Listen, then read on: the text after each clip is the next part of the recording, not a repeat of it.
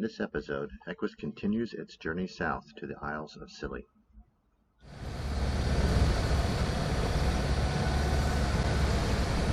We just arrived in the Scilly Islands, and we feel like this is our first destination that we've gotten to that we've really looked forward to someplace new in a very long time. We've been sailing around the UK, which is pretty much places we've already been for the last 2 years. So this is our first unique destination in a very, very, very long time. We're very excited. We have this beautiful little anchorage right next to a beach. So we can take our dinghy ashore and maybe have dinner on the beach. Sounds like fun. And we're in this gorgeous little harbor all to ourselves. Little islands over there.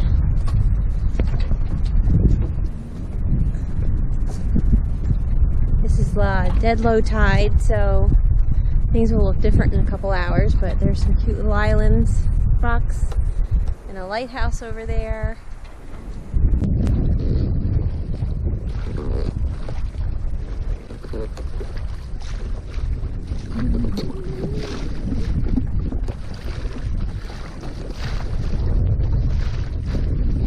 We're having a picnic on the beach. Woo-hoo. We rode in. We got our little barbecue grill going over there. There's our boat, and we have an entire gorgeous beach to ourselves. So we had a lovely time at our beach picnic dinner on shore, and we walked on the beach, and we come back to our boat, and it is now high tide, and all those rocks that were sticking out of the water, just little bits of them left. Feels like a completely different landscape between low tide and high tide.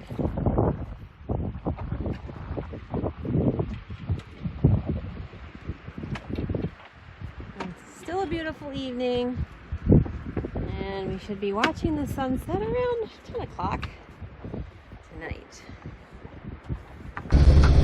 What's you doing? Just Stumbling around. So what was the name of the island we were on last night?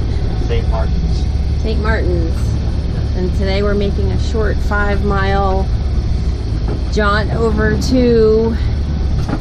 I don't know the name of the island. It's in between two islands, but it's Gramsby is the name of the town. Gramsby. North of the island. It is between Tresco and Byre. Tresco and Byre. And how many islands did you say were? Oh, there's like 200 some islands here, but only 5 are inhabited. So it's another beautiful day on the, that's a joke. The washing machine called the Atlantic Ocean. Yeah, it's just been gray and rolly and miserable every single day we have tried to sail from point A to point B, and today is no exception. So, anyway, here's the island that we spent the night on back over there. Actually, a neat little lighthouse. There's a lot of lighthouses because there's a lot of little rocky islands, and the 20-foot tides. The 20-foot tides make it treacherous to sail around at low tide, so they mark everything really well. So yeah, we'll have a little rolly motor over to our next harbor, and hopefully it's a little more protected because our harbor last night turned rolly real fast when the wind changed direction. So we're going to a new one. It's the beauty part. You always find shelter from some direction in one of the harbors. So we made it out of the maelstrom and into this beautiful little harbor, which is nice and peaceful and quiet and protected from the wind. And yay, there's a castle. Something to explore, and some beaches, and lots of boats harbored, and even a little mega yacht. Just looks like a very picturesque, scenic little place.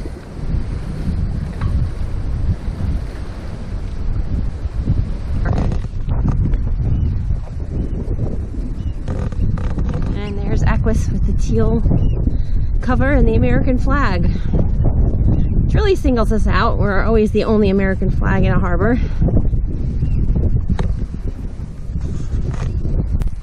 tried to take a little shortcut down a path on the mountain and slipped. And I hit one of these things. It's like a crown of thorns that just kind of like ripped through my hands, leaving a trail of little tiny splinters. This is the most inhospitable plant. I don't know why they would plant these alongside of a trail. It's not just the plant, Dan.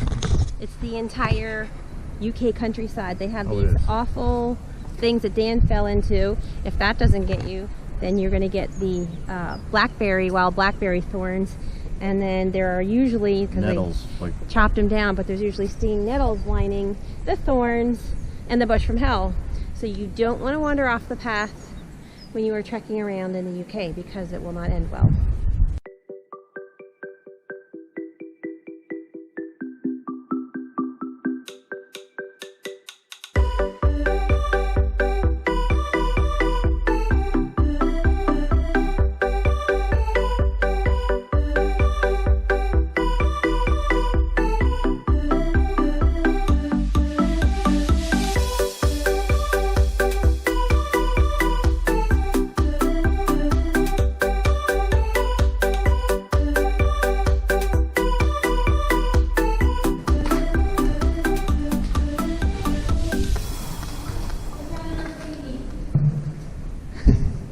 Year-old graffiti.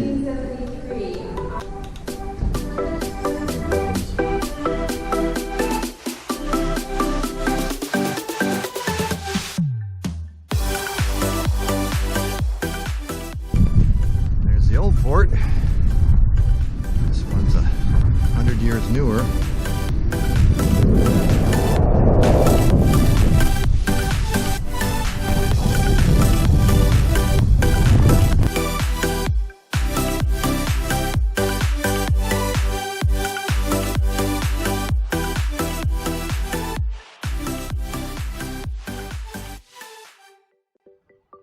Because the Scilly Islands are located so close to the Gulf Stream, they have an incredibly temperate climate, and the flora and fauna is just incredible on this island.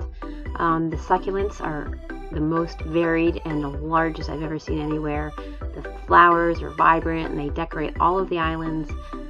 These islands are hugely popular for people from the UK to come and visit because it's so close to England, and they just have almost a tropical vibe to them. And there was a priory built back in 964 AD, and it has a world-renowned floral garden. We didn't get to visit it, but apparently people come from all over the world because there were flowers and trees and different types of plants imported from all over the world, and they have species from every single continent on the planet. We just had a nice little paddleboard into the beach of this island. It's high tide, which means we are on an entirely separate island than the one right next to us, attached to us.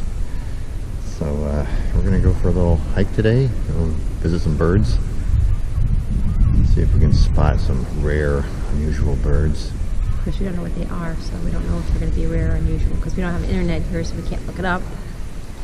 Yeah. If it's the first time we've seen them, they're rare and unusual. So that's what we're going to go with. Go.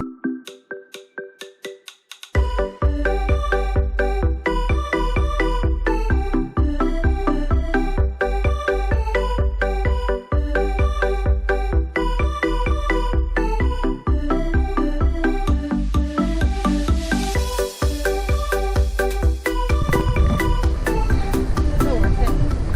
Worth the climb, Dan. Worth the climb.